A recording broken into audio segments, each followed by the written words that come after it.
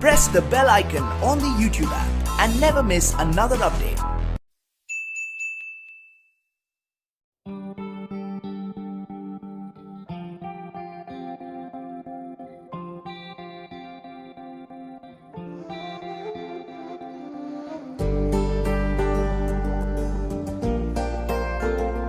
आज का टॉपिक है वो है क्रिस्टलीय और अक्रिस्टलीय ठोस में अंतर।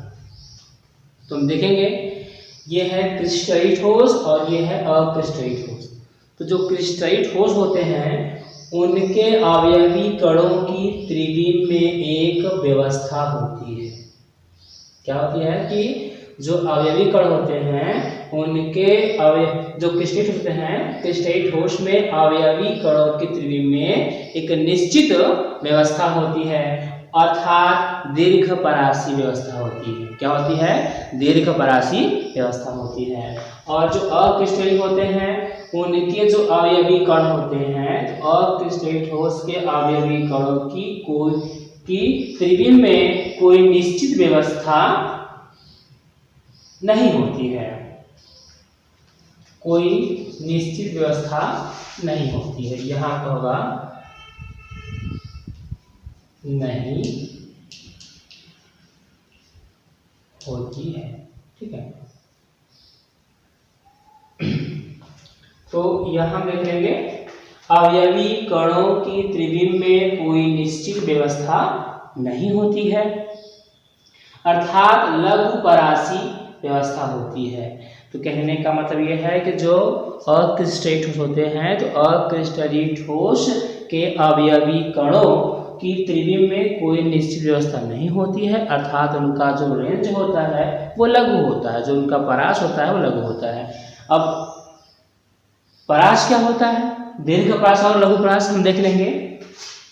देखिए यहाँ पे ये है आपका कोई ठोस है यहाँ पे, ठीक है।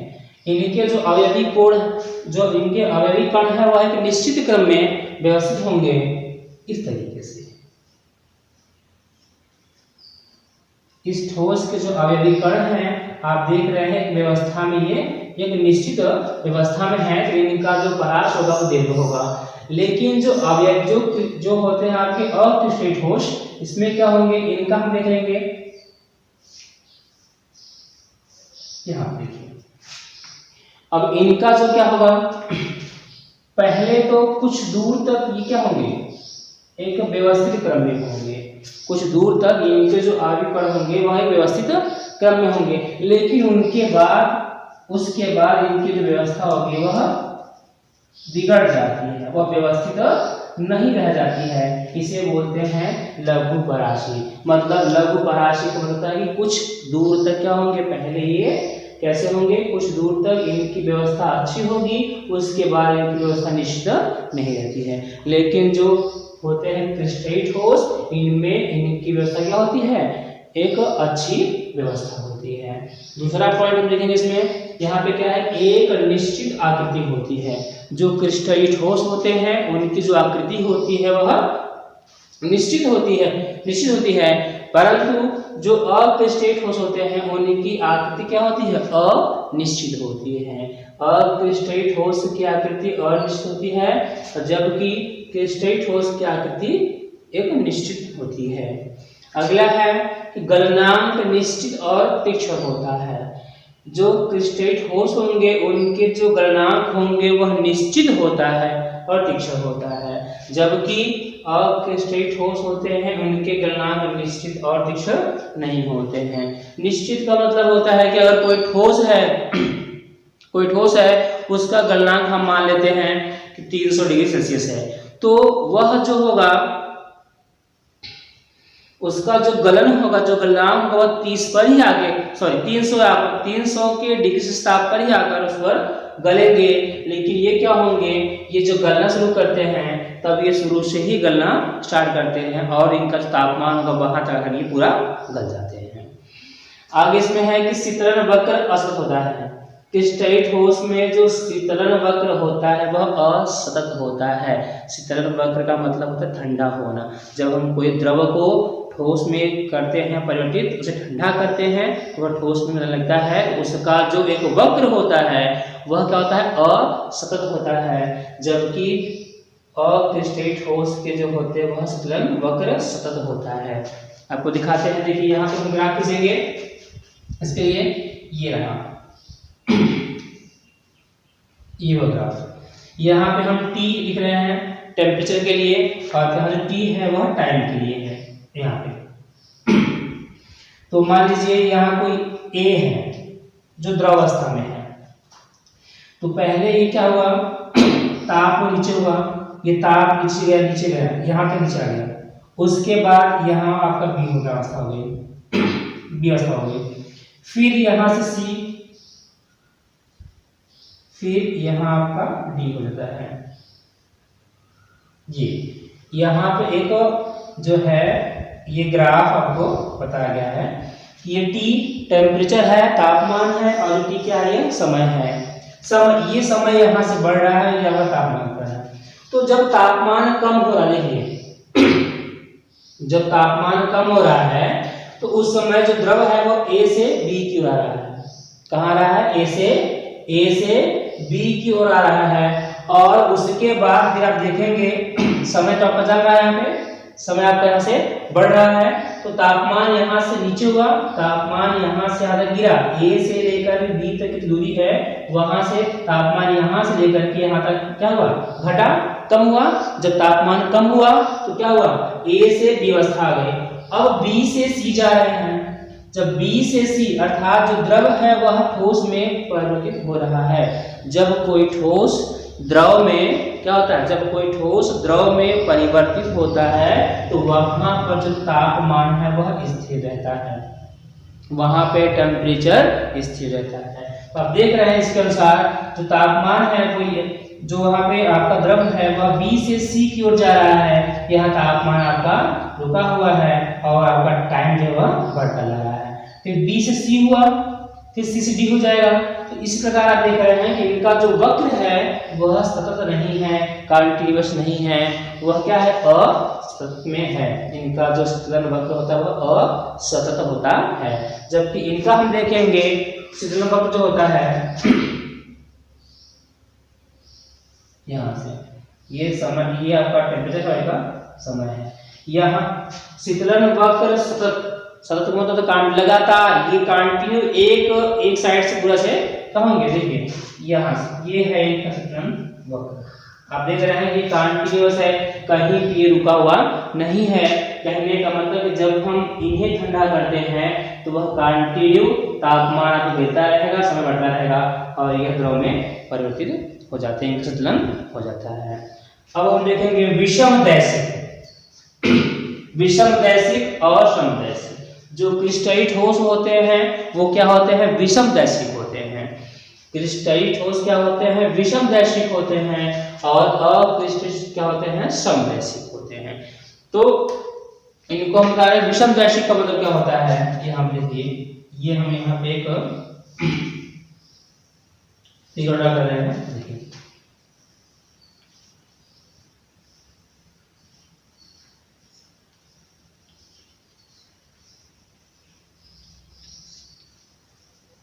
चलिए हम यहाँ पे कोई बिंदु लगा रहे हैं, पॉइंट यहाँ लगा रहे हैं, ठीक है, यहाँ पे हम पॉइंट लगा रहे हैं। उसी प्रकार में हमारा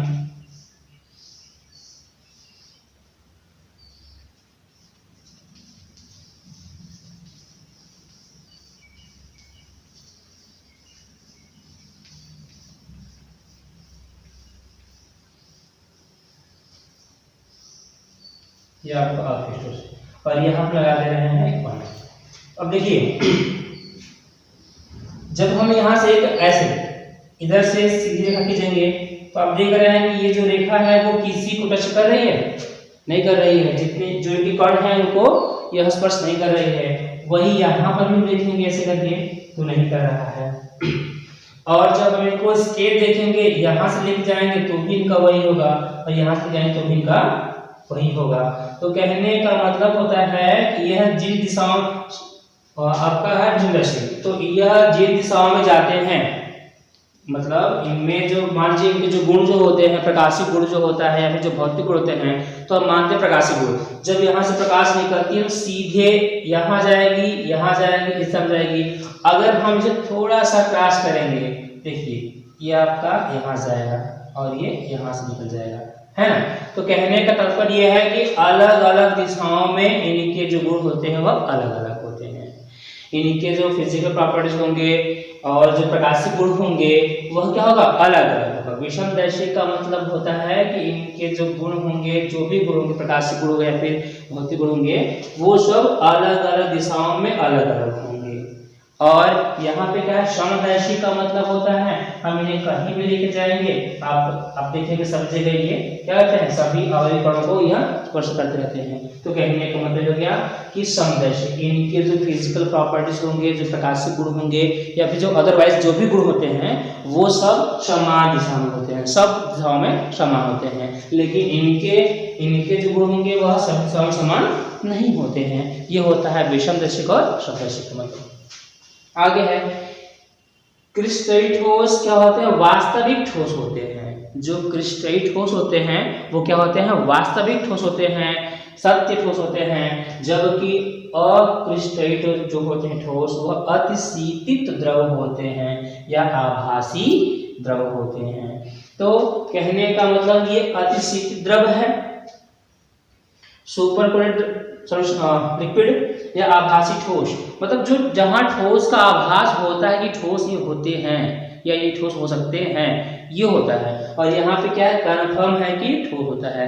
जैसे कोई स्पंज होता है ना, स्पंज, अगर हम उस स्पंज को बीच से काटेंगे तो काटने पर देखते हैं कि उनका जो कटा हुआ भाग होता है वह रफ होता है, काफी खुरदुरा होता है। तो कहने का मतलब क्या है, वो आपका आभासी ठोस है। और आप ये देखेंगे जो आपका वास्तविक ठोस है, तो वास्तविक जो ठोस होते हैं, अगर आयरन देखेंगे, अगर लोहे काटते हैं, लोहा को अगर काटेंगे कहीं से भी, उसका जो काटा हुआ भाग होता है काफी स्मूथ होता है, चिकना होता है, वह सत्य ठोस होते हैं, वास्तविक ठोस होते हैं। जबकि ये क्या होते हैं, जो आपका स्पंज होता है, जिनको काटने पर कटा हुआ जो भाग होता है उसमें देखेंगे कि उसमें कुछ खुरदरापन होता है, वो होता है आपका आभासी ठोस या अतिशीतित द्रव होता है।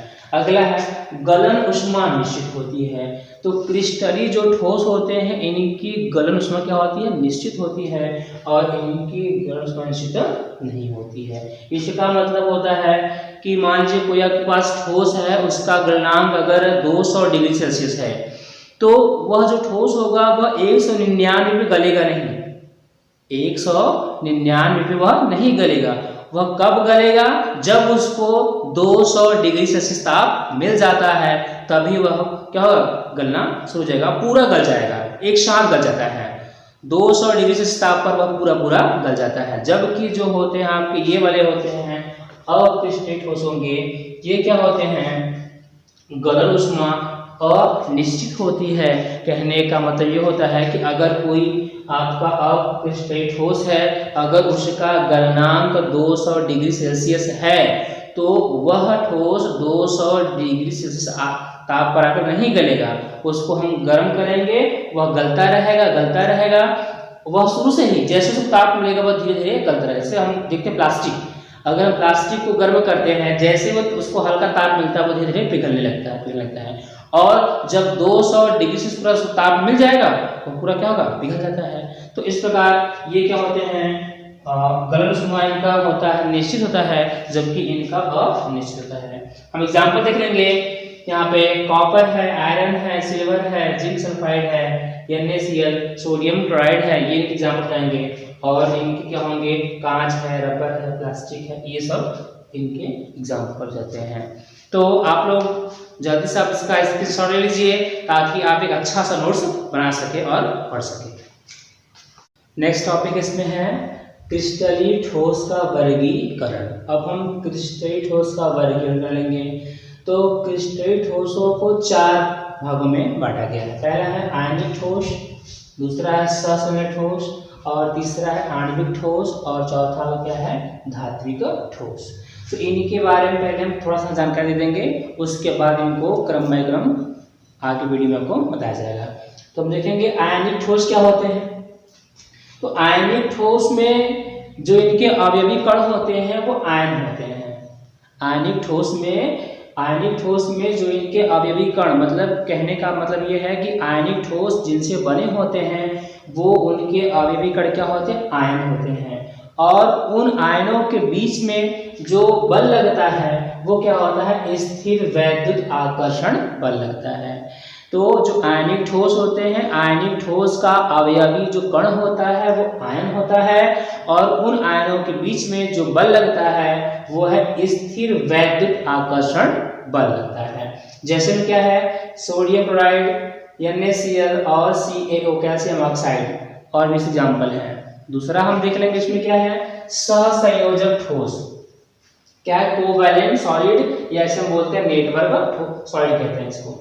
तो सहसंयोजक जो ठोस होते हैं इनके जो अवयवी कण होते हैं वो क्या होते हैं, परमाणु होते हैं। सहसंयोजक ठोस के जो अवयवी कण होंगे वो क्या होते हैं, परमाणु होते हैं, और उनके बीच में जो बंध होता है वह सहसंयोजक बंध होता है।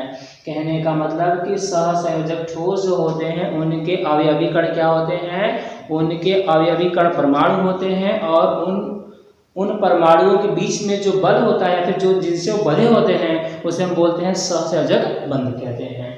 और इनके एग्जाम्पल है वो कौन से हैं, हीरा है, ग्रेफाइट है, और आपका SiC सिलिकॉन कार्बाइड करके यहाँ पे है। तो ये आपके हो गए सहसंयोजक ठोस हो गए। अगला इसमें तीसरा नंबर क्या है, वो है आपका आणविक ठोस, जिसे बोलते हैं मॉलिक्यूलर सॉलिड बोलते हैं। तो इनमें जो इनके जो अवयवी कण हैं वो क्या है, इनके अवयवी कण क्या है, अणु या परमाणु। आणविक जो ठोस होते हैं उनके अवयवी कण अणु होते हैं या परमाणु। कहने का मतलब कि वो अणु से बने होते हैं या परमाणु से बने होते हैं, और उनके बीच में जो आकर्षण बल होता है वो अलग अलग प्रकार के होते हैं। देखिए, एक है परिक्षेपण है, लंदन बल है, वांडरवाल बल है, द्विध्रुव आकर्षण बल है, और हाइड्रोजन बॉन्ड होता है। और इनके एग्जाम्पल है वो आपका कौन कौन सा है, हाइड्रोजन है, HCl हाइड्रोजन क्लोराइड है, और H2O है। ये सब क्या है, सॉलिड फॉर्म में, सब ठोस अवस्था में रहेंगे। आपका चौथा क्या इसमें है, देखेंगे लास्ट वाला, धात्विक ठोस। धात्विक ठोस का मतलब ये है मेटेलिक बॉन्ड। तो इनमें जो धात्विक ठोस के जो अवयवी कण होते हैं, धात्विक ठोस के जो अवयवी कण हैं वो कौन कौन से होते हैं, वो क्या होते हैं, धन आयन और इलेक्ट्रॉन होते हैं। क्या होते हैं, धन आयन और इलेक्ट्रॉन। कहने का मतलब जो धात्विक ठोस होते हैं, धात्विक ठोस के जो अवयवी कण या जिनसे वो बने होते हैं वो क्या क्या होते हैं, धन आयन होता है और क्या होता है, इलेक्ट्रॉन होते हैं। और इनमें जो बंध होता है या धात्विक ठोस के जो अवयवी कण हैं जो आपस में बंधे होते हैं वो किनसे बंधे होते हैं, धात्विक बंध के द्वारा बंधे होते हैं। इनमें जो आकर्षण बल होता है जिससे बंधे होते हैं वो धात्विक बंध कहलाता है। धात्विक बंध के कारण ये आपस में जुड़े होते हैं इनके अवयवी कण। इनके एग्जाम्पल होंगे, यहाँ पे जो जितने धातु होंगे वो सब होंगे। यहाँ कुछ है, कॉपर है, सिल्वर है, और आपका गोल्ड है, ये सब जो है इनके एग्जाम्पल्स हैं। और भी धातु होंगे, सब इसके एग्जाम्पल होंगे। तो कहने का मतलब ये है कि चार प्रकार जो है वो क्रिस्टलीय ठोस को चार प्रकार में बांटा गया है, वर्गीकरण के 4 पार्ट किया गया है। पहला आयनिक ठोस जो आपको बता दिया गया है, एक बार फिर से इसको हम देख लेते हैं। आयनिक ठोस का जो अवयवी कण होता है वह आयन होता है, और वो आयन जो आपस में बंधे होते हैं उसे हम क्या कहते हैं, स्थिर वैद्युत आकर्षण बल। स्थिर वैद्युत आकर्षण बल के द्वारा आपस में बंधे होते हैं। इनके एग्जाम्पल क्या है, NaCl है, CaO है, आदि है।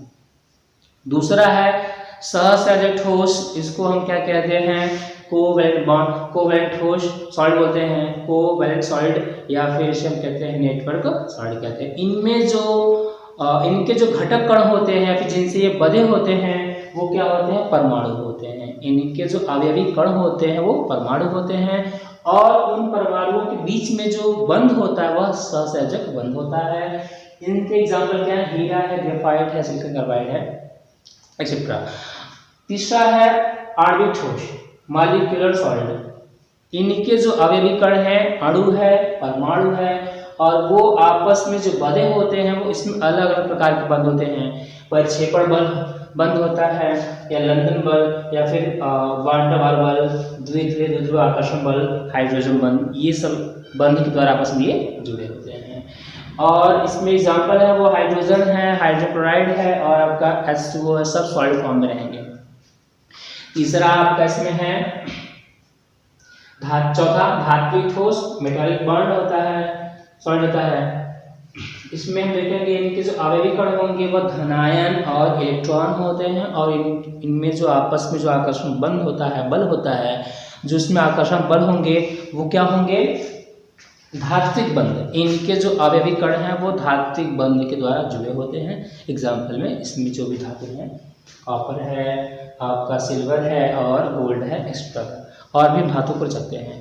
तो ये है इनके वर्गीकरण, और इसके बाद आपको नेक्स्ट वीडियो में बताया जाएगा इन चारों चूल्हे के साथ में आएंगे हम आयनिक ठोस जो है, सतह ठोस जो है, और आणविक ठोस और धात्विक ठोस, इन चारों को आपको नेक्स्ट वीडियो में साथ में पढ़ा जाएगा। आज के इतना ही है।